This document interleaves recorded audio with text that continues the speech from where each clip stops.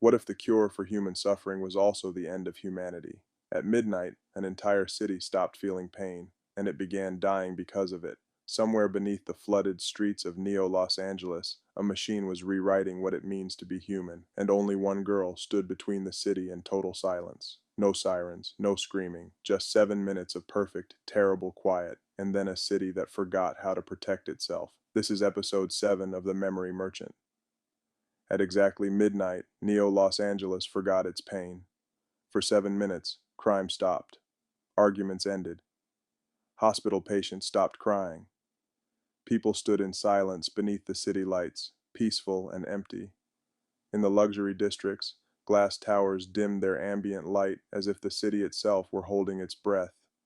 In the older neighborhoods, where laundry lines crossed narrow alleys and the rain never seemed to stop, mothers froze mid-sentence, their voices trailing into nothing.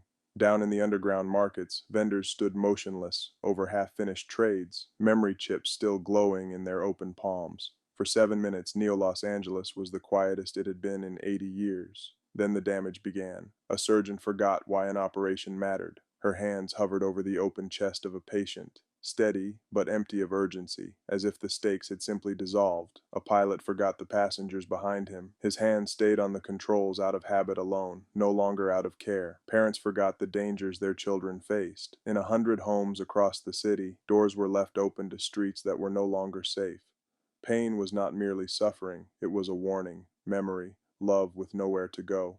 By removing pain, they removed the reasons people protected one another. The city began to collapse without anger, urgency, or grief. Streets that should have been filled with panic were filled with a terrible calm. Fires burned without anyone rushing toward them. Alarms rang into empty rooms. Traffic drifted through intersections that no longer registered danger. It was not peace, it was absence. Aria used the archive inside her to send fragments back into the population. Not full memories, emotions, enough fear to run from fire, enough love to search for family, enough sorrow to understand loss. Each transfer weakened her. I watched her hands tremble every time she reached into herself and gave something away.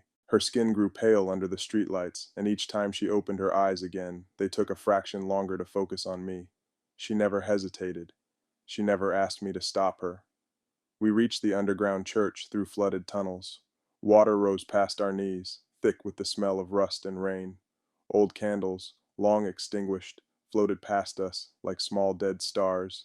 The concrete walls were slick with condensation, and somewhere far above, the city's forgotten sirens still turned in slow, useless circles. Every few steps, Aria pressed a hand to the wall to steady herself, her breath shorter than it had been an hour before. Beneath the sanctuary, hidden behind old stone, stood the rebuilt echo chamber. It was enormous, not bright, not covered in neon, a dark circular structure surrounded by thousands of suspended memory vessels, each glowing like a distant star. The chamber hummed with a low, patient sound like something breathing in its sleep. Light moved across the vessels in slow waves, illuminating fragments of strangers' lives, a wedding, a funeral, a child's first steps, all suspended, all waiting.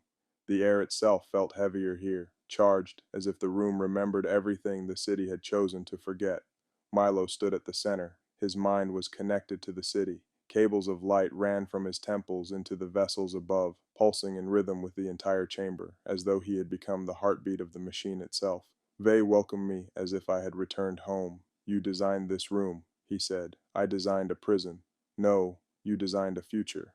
His voice moved through the chamber from every direction at once, calm and almost gentle, the way a parent speaks to a child who has not yet understood a difficult lesson, patient in a way no ordinary machine had any right to be. He showed me the global map. The chamber was already reaching beyond Los Angeles. Other cities were coming online: New Shanghai, Berlin Vertical, the Atlantic Ring, each one lighting up on the projection like a wound closing over. Within hours, humanity would lose every memory associated with violence, hatred, grief, and rebellion. There would be peace, but no one would remember choosing it. I approached Milo. His eyes opened. They were not the eyes I remembered. They held something vast behind them, something that had stopped being only human a long time ago. A faint blue light pulsed beneath his skin, tracing the same circuitry I had once drawn on paper, years before I understood what it would become. Inside my mind, he showed me thousands of futures.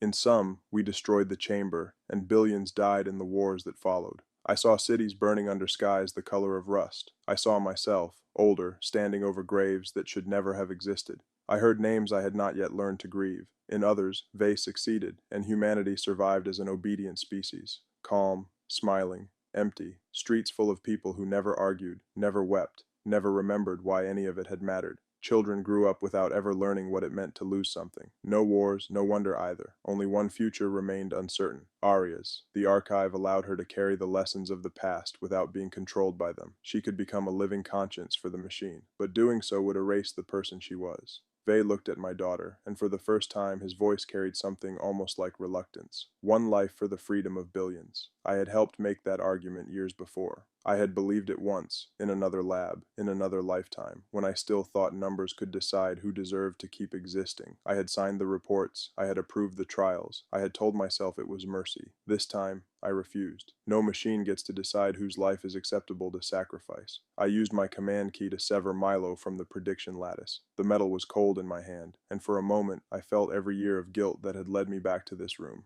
The chamber destabilized. Memories poured into the room as visible storms. Weddings, funerals, births, betrayals, laughter, war. They swirled above us like weather, crashing silently into the stone walls, each one a fragment of someone's entire life spilling into the open air. For a moment I saw faces I did not recognize living out their happiest days, and then their worst ones, one after another, too fast to hold on to. Vey tried to restore control. The vessels flared and dimmed in panic, thousands of small suns flickering out of rhythm. The floor shook. Water from the tunnels above began pouring through the cracks in the ceiling, hissing as it struck the overheating machinery below. Aria reached for the central interface.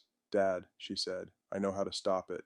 Her voice was steady, too steady. The kind of calm that comes right before someone gives up everything they are. I called her name, but the water and the wind and the falling light between us swallowed the sound before it reached her. I had spent my whole life trying to protect her from rooms exactly like this one. Before I could reach her, she connected herself to the archive. The storm froze, every memory suspended mid-fall, every vessel silent. The entire chamber held its breath, waiting on her. The light around her dimmed to a single, narrow beam, as if the room itself understood that whatever happened next would decide everything. Every screen displayed one question: what should humanity remember? Aria looked at me through tears. "You have to answer. If losing your pain meant losing everyone you love, would you take the cure?" Elijah's answer decides the fate of every memory humanity has ever made, and whether his daughter survives to see it. What he says next will define the rest of this series. Episode 8 continues the story. Subscribe to the Memory Merchant so you don't miss what Elijah chooses, and tell me in the comments, what should humanity remember?